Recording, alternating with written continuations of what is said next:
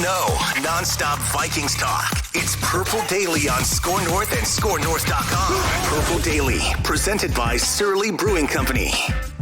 You see that day in and day out, the way he pushes us on our fundamentals, on our technique, and it's to me, it's the first time I've had a head coach that's not a defensive coordinator. So it's a head coach that's in charge of the entire team. All right. Judd, is that the first time you've heard that? Yes, I wanted to wait to hear just how frontal it was. Oh, my God. The way he says defensive coordinator, like it's pretty obvious. It's pretty I'm obvious. curious. Can you let's play it one more time? This is Kyle Rudolph in a Giants practice. Wow. By the way, we'll get to write that down predictions. So just let's play this one more time.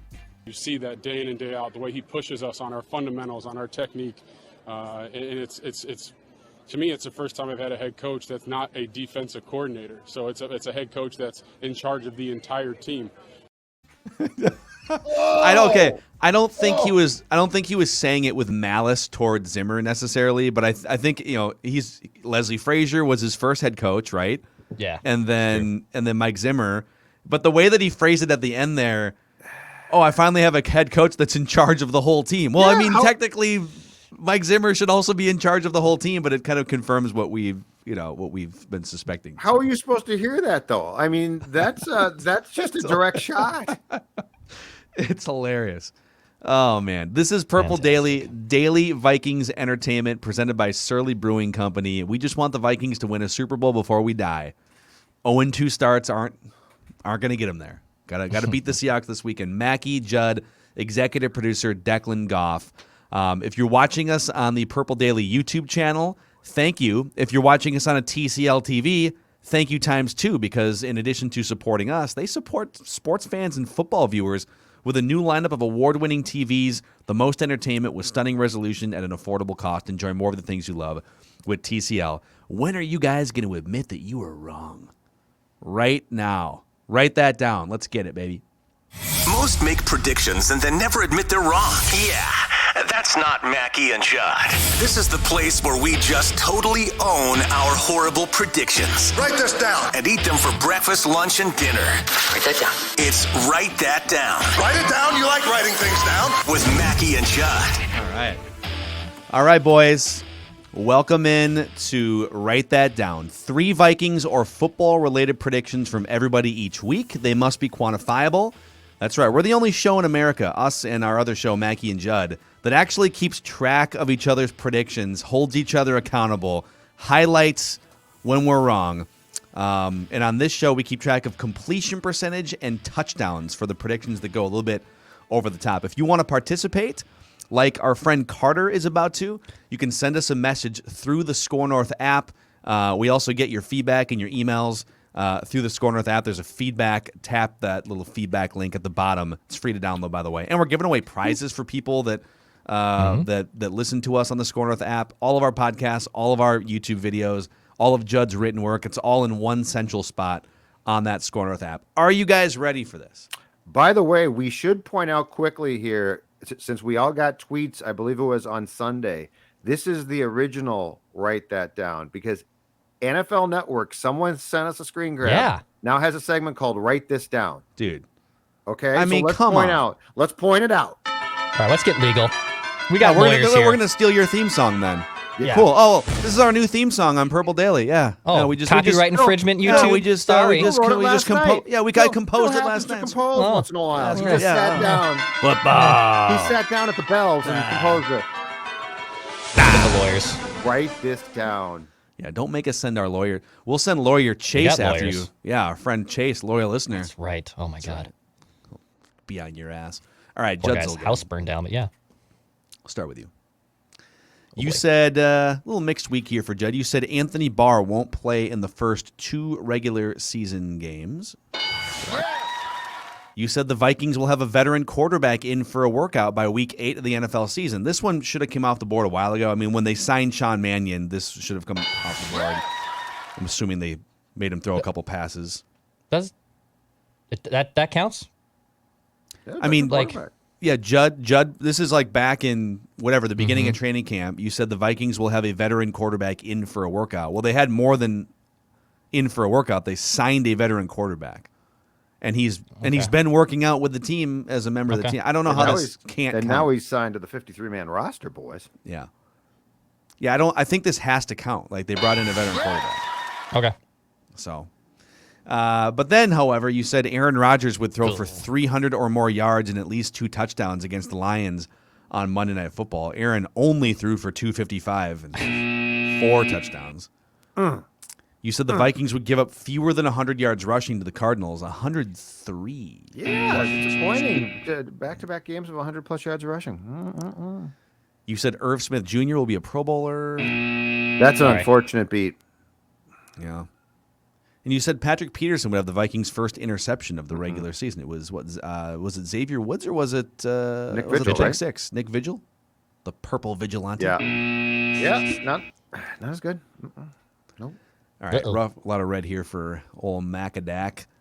Said the Vikings would run at least 12 play-action plays against the Cardinals. Inexplicably, they only ran 9.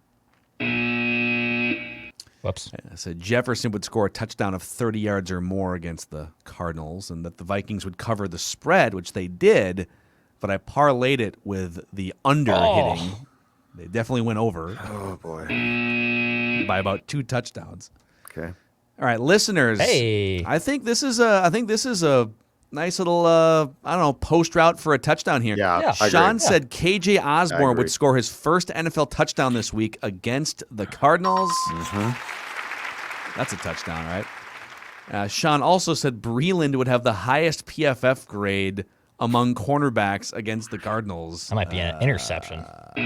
With touchdown as the question mark. No. Touchdown? Question mark? We won't have to decide on that. No, that's not a touchdown. All right, Declan, you had a few things come off the board here, too. You said Dalvin Cook would rush for over 100 yards against the Cardinals. He did. You said Kyler Murray would account for at least 3 touchdowns and 230 yards against the Vikings. He did. She had 4 touchdowns and 400 yards in the air alone and whatever else he had on the ground. However, you said Rashad Hill would start week 1 but not week 2 at left tackle. Whoopsie. That Larry Fitzgerald would remain unsigned, which he is, but that he'd also announce his retirement no later than week 1. He has not yet. And you said Greg Joseph will make his first 6 field goals in the regular season. That would have been nice. They would have won the game if that had been the case. So here's how it stacks up. Very close race here in the completion percentage and touchdown standings. Declan, you're still leading at 36%, 3 touchdowns. Judd, 35% completions, 1 touchdown. Listeners at 31% completions, 4 touchdowns. I'm at 30% with a league-leading 5 touchdowns on the season. So Write this down. Gunslinger.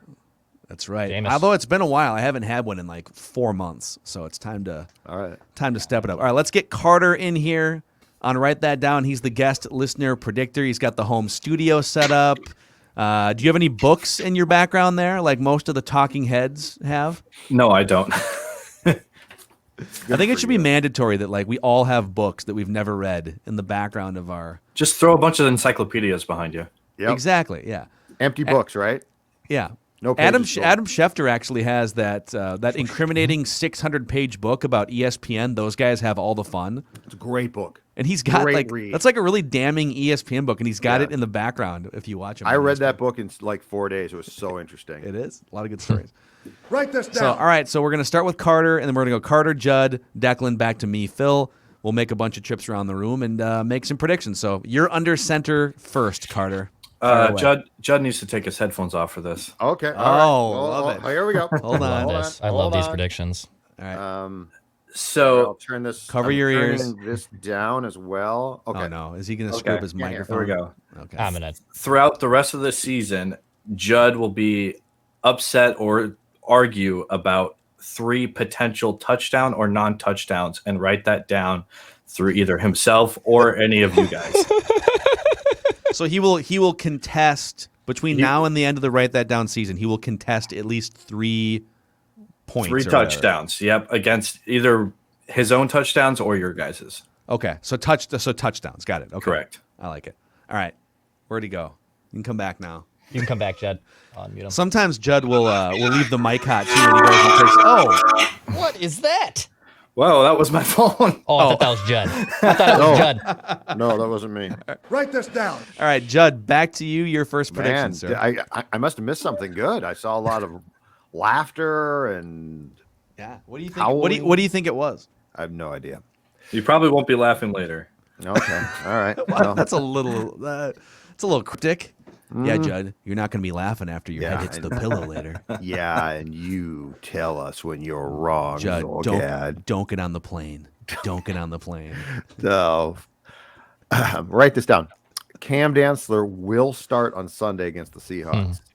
Cameron Dantzler will get the start on Sunday. He'll go from CB6. I love that. CB6 to a starter on Sunday. Is there a chance that Breeland shows up on the injury report and that this could be an injury-related? Absolutely. Swap. But I'm Could have. absolutely could be. Because he did I think he legitimately did do something to his back. But I mean he just can't play. So Okay, he's Xavier not that Rhodes. good. Right. Yeah. Write that down. Aye. Peter Griffin.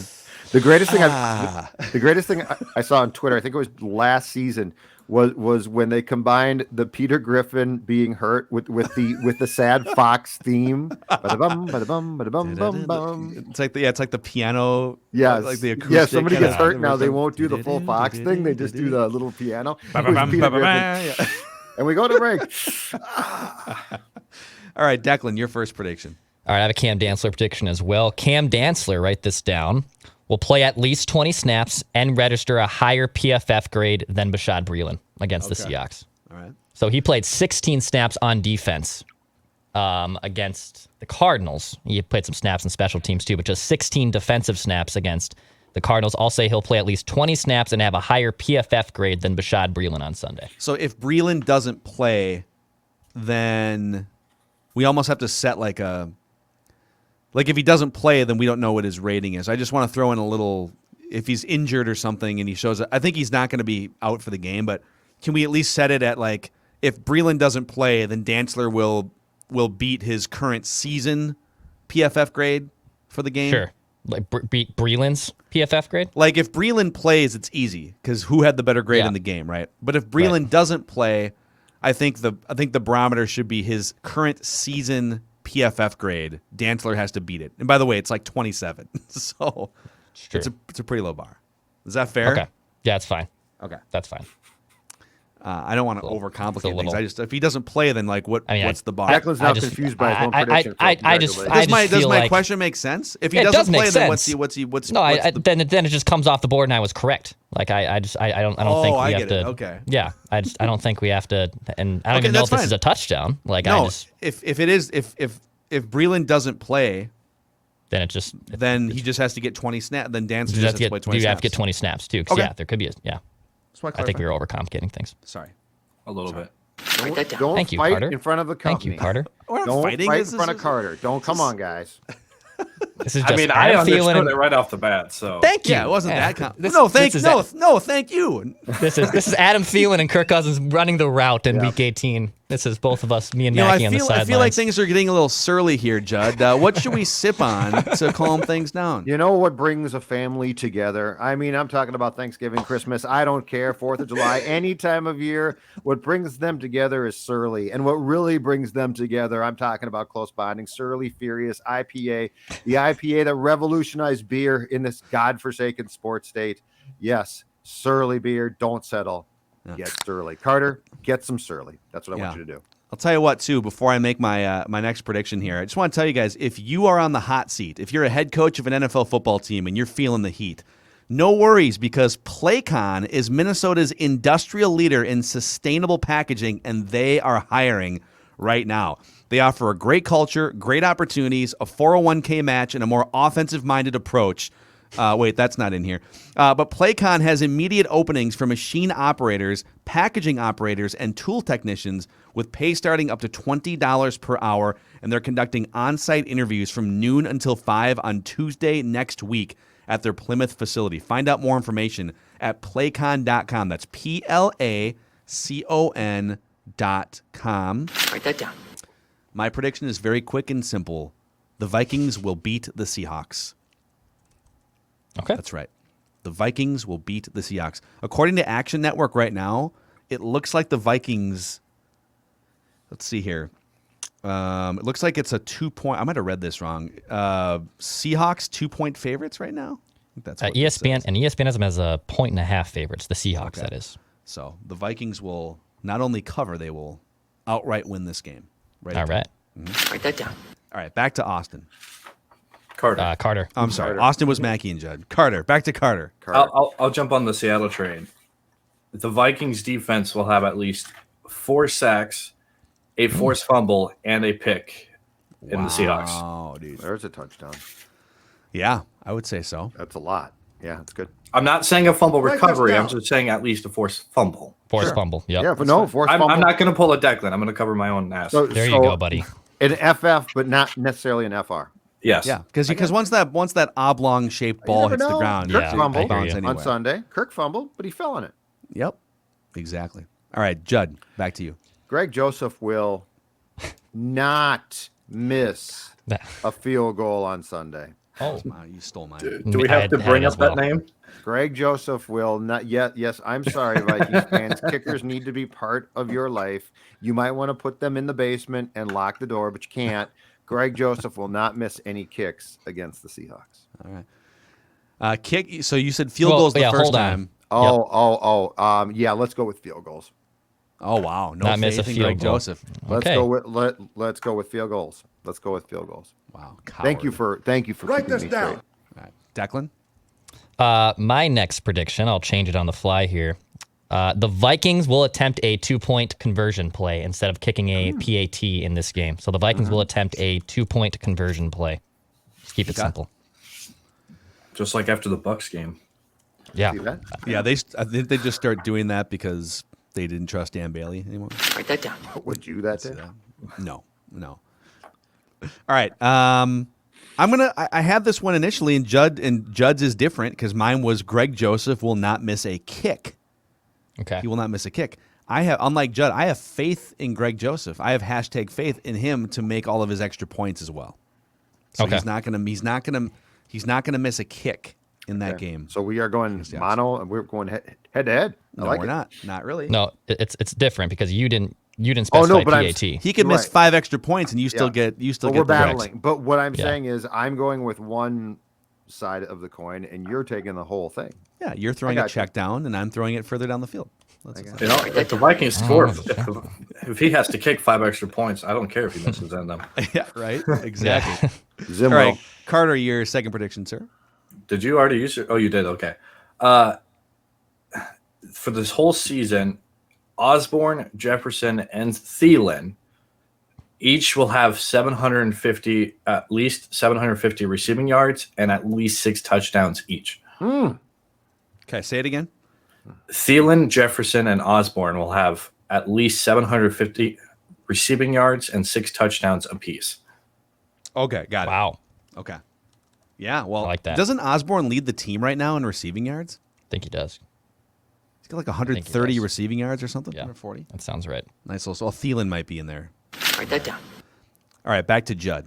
All right, we talked about this with Realistic Randy on Purple After Dark last night, but I have not predicted this, and I don't think it's been put down here. So I will take the opportunity. Danielle Hunter will be the NFL's Comeback Player of the Year. Danielle Hunter for 2021 will be, and it's pretty good competition. You know, it's Dak Prescott, Christian McCaffrey, potentially Saquon Barkley. There's a lot of offensive players, but I'm going to go with Danielle Hunter as the Comeback Player of the Year. Did Randy go on the record with that one or no? Did Realistic Randy was on the board? I think with. I thought so he might have somebody just. has. I'm going through right I thought now. he floated it, but I don't know he went on the record with it. Okay. I thought he did. Yeah, because we don't have it in our document, but I can one up fairly it certain too. he. I can add to it if you guys would like. I know Randy said it. Let's put it on the record for Randy. He did say it, yes. And If you would like to sprinkle a little seasoning on, yeah, go here's ahead, what I'll Judd. sprinkle in the seasoning. He will win the Comeback Player of the Year and have, I'll give you a sack approximation, and have 14 or more sacks. Wow. Okay. He's already got 4, so But he's got 4, right? So he just needs Right. 10. I just 10 more, but yeah, He's a good football player. He's a good football player. and have 14 or more sacks. I'm that adding down. that to my document right now. All right, Declan, your third and final prediction. Yeah. ESPN has the point set at 55 and a half points. I will say Vikings and Seahawks will be under that 55 and a half points. And that's as of today, September 22nd. So I know that spread could probably change even between now and Sunday. So it's set at 55.5 right now as of Wednesday. I'll say Vikings and Seahawks are under that for week 3. All right, so lock it in. That's a huge over-under, by the way. Usually Yeah, like it's ginormous. 53, 52, 53 is sort of the high end of over-unders. I kind of feel like they're baiting people in. Oh, look at this. High scoring first 2 weeks, a couple defenses that have been sieves. Kind of feels like it's going to go back the other direction. All right, write this down. Write that down. Kirk Cousins is going to go off in this game. My guy, by the way. My guy, the fourth quarter Pharaoh. All right. Here we go. And I'm just trying to figure out how to quantify it. I feel like he's been robbed of a couple game-winning drives and fourth quarter comebacks. So I'm going to go with this. I want this to be a touchdown. Kirk Cousins will throw for 300 or more yards and will be credited with a fourth quarter comeback or game-winning drive in this game. Write it down.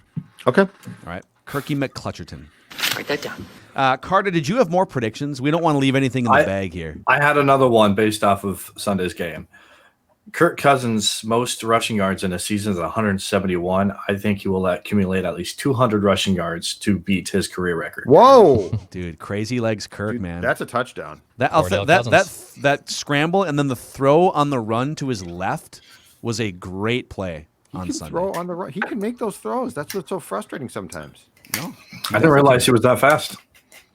Yeah, he's got some. He's got some sneaky crazy fast like legs. me. Oh, really? Only when you're running for some surly. Exactly. Right. Carter just hit it, okay? So, Yeah. Carter, you did a great job with your predictions, sir. You've got this platform here on Purple Daily. Who in your life would you like to thank that brought you to this pinnacle moment? My family, we moved from California when I was younger. And so my whole family's a Niners fan. They're all Niners fans. But we couldn't watch, Niners football up here. And so I ended up becoming a Vikings fan because it's the only thing in the area. And I got hooked on when Adrian Peterson back in 2008 started. And I've regretted that ever since. Man. Yeah, I Just- mean, just roped into this life. a Super Bowl You guys winning pulled me in. franchise, Bill Walsh, Jerry Rice, Steve Young, Montana, and now you're stuck with this crew. Yep. It's a I got burden that pulled we in all with bear. Randy Moss and AP. Yeah, that actually makes sense. Yep. Well, great stuff, man. We'll get you on again sometime. Love the setup, and good luck this weekend. All right, have a good one, guys. All right, that's Carter coming on, making his write that down. Write it down. You like writing I want things to know what down. to write that down. What's about me? Predictions. Curious. It'll hit. I think it'll probably hit. It'll hit. So it's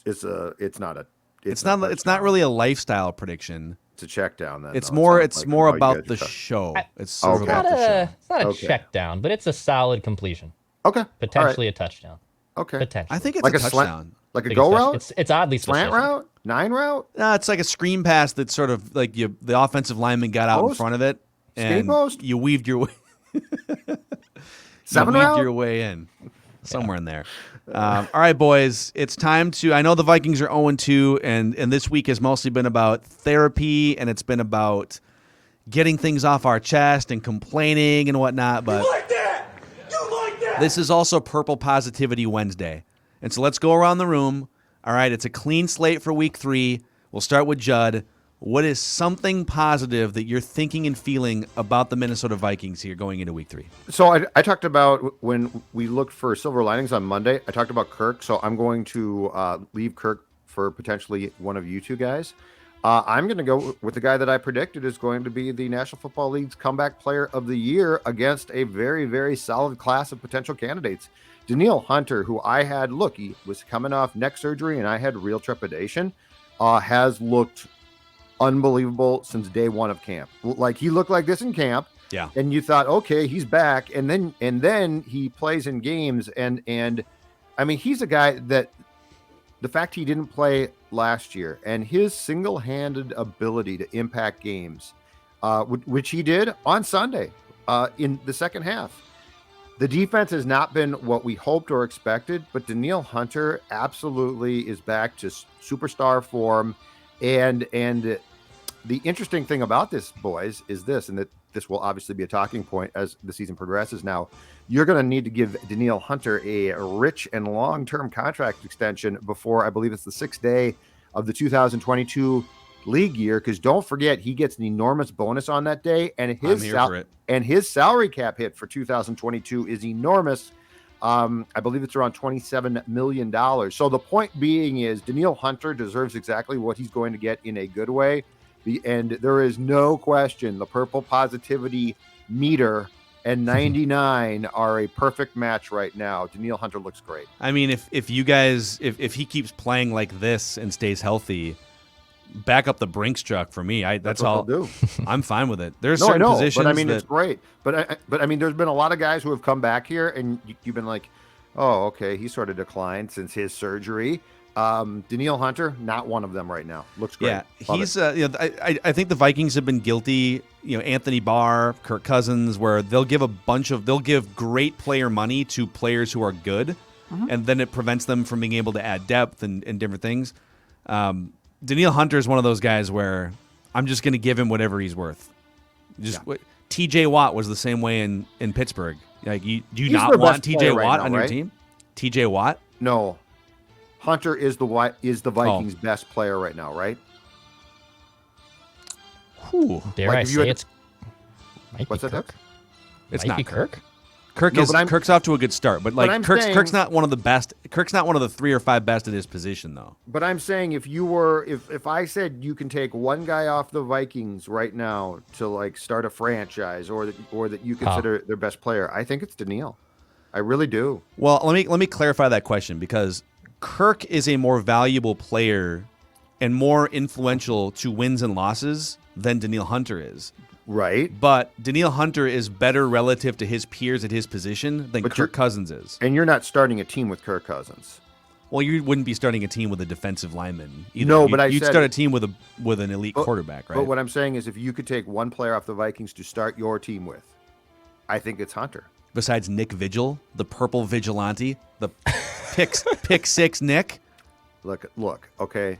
Huh? Purple positivity. Yeah, pick six Nick. He's been a great signing. He's on a 1-year cheap deal too.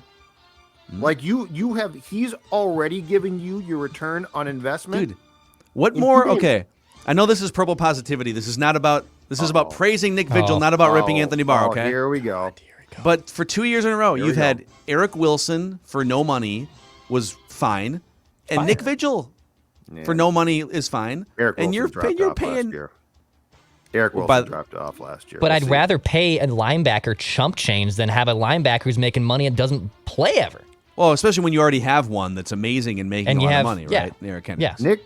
Okay. Yeah, that's fine. Anyway, my point is Danielle Hunter, bravo, okay? Splitting the hairs. Bravo, Danielle Hunter.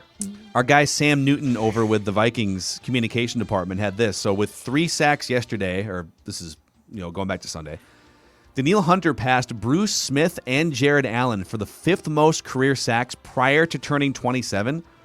So he has 58.5 sacks before turning 27, 5th most. He's a sack and a half behind Von Miller.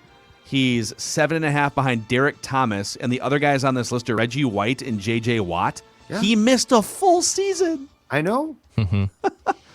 He's a Hall of Fame player. He missed a full season. He's on a Hall of Fame track. 16 sacks behind J.J. Watt on this list. If he would have played a full season last year, he probably gets between 14 and 17 sacks, right? So he'd probably be number 1 on this list above all these Hall of Famers. And he's not talked about in that light around the league. I would say he's not even close to a household name around the NFL. Yeah, like, I don't think, like if you said Danielle Hunter, NFL fans around the country, who does he play for and what does he do? Yeah. Who is your daddy? What does he do? Get the toys to the carpet. I don't think people would really know. All right, Declan, purple positivity.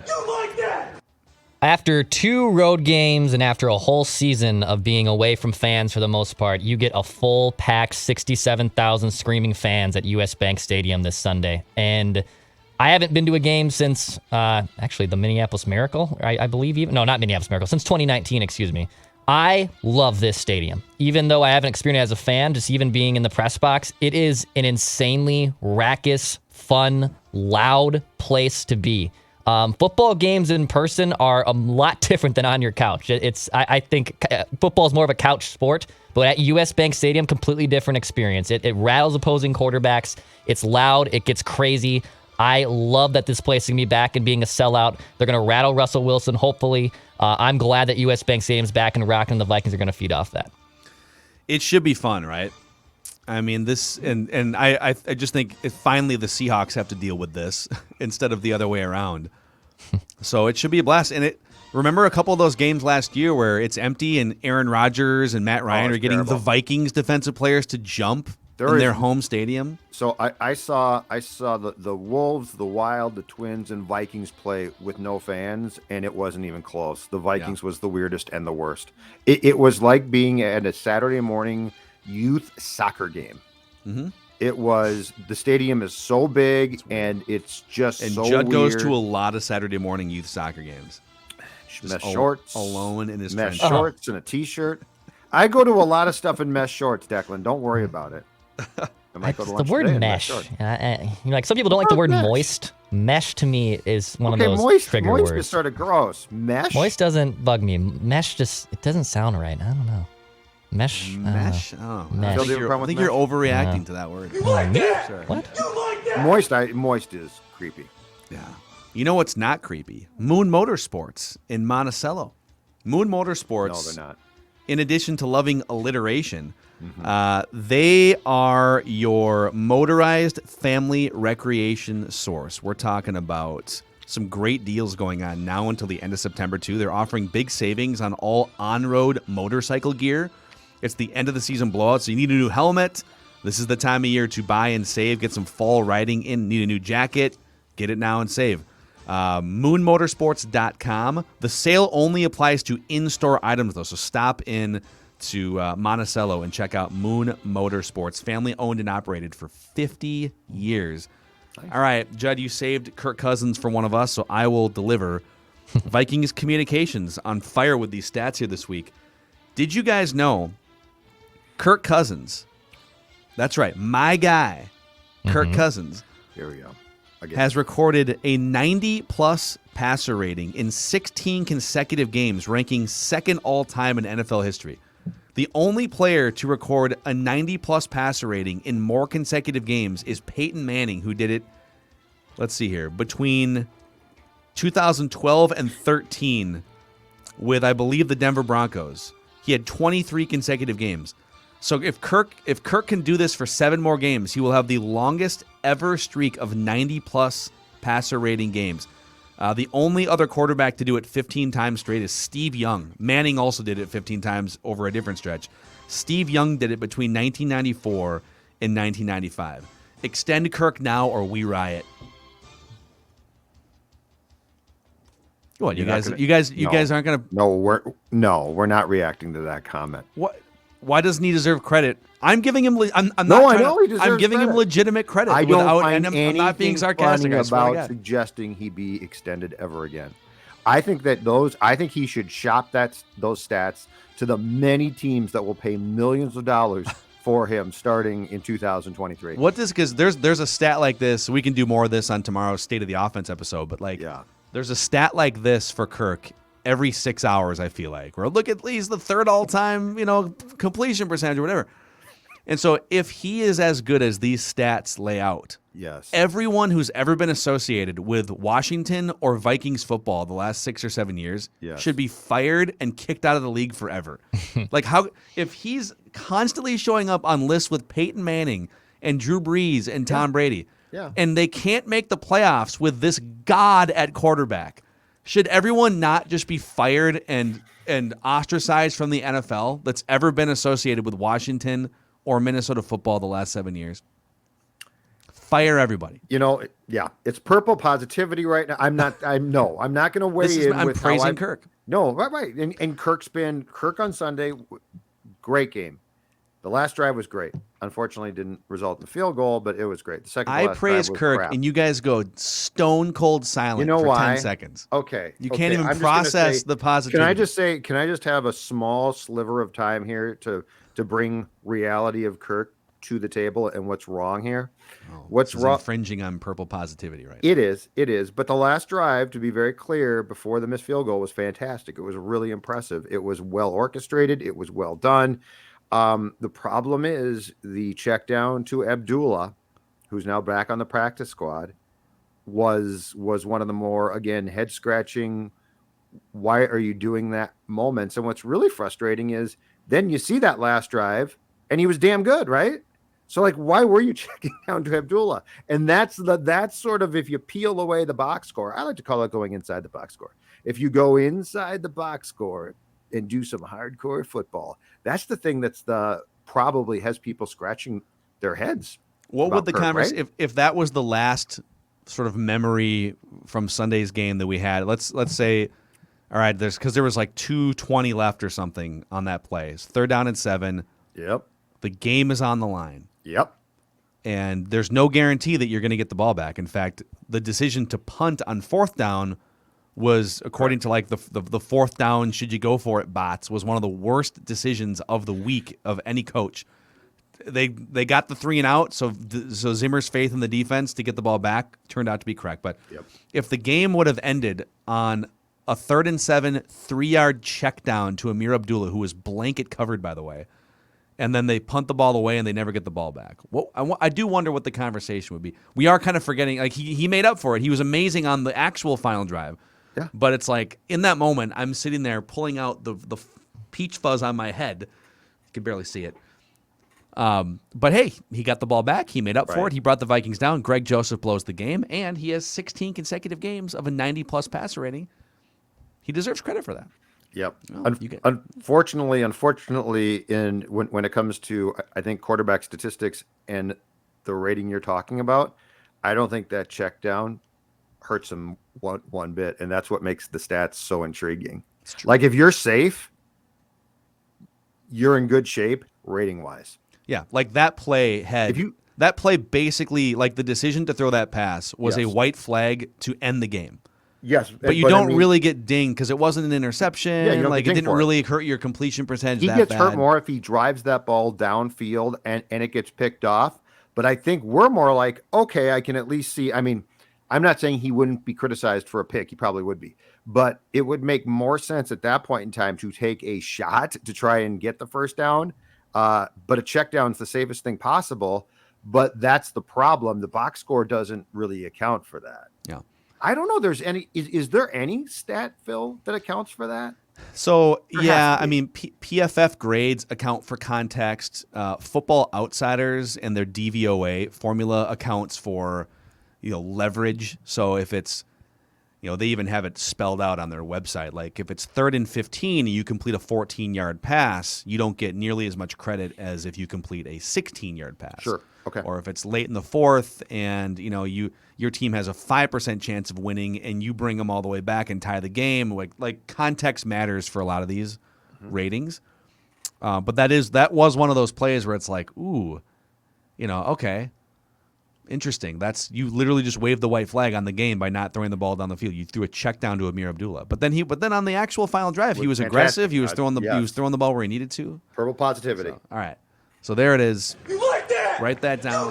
Purple positivity. It's the state of the Vikings offense tomorrow. And also on Mackie and Joe, we're scheduled to have Scott Studwell, legendary former Vikings defensive player and front office guy, to tell some stories. So check that out on Mackie and Judd. And thanks for hanging with us. Daily Vikings Entertainment, the Alex Boone episode from yesterday, the Purple After Dark with Realistic Randy. So we got all kinds of stuff for you on Purple Daily. Thanks for hanging.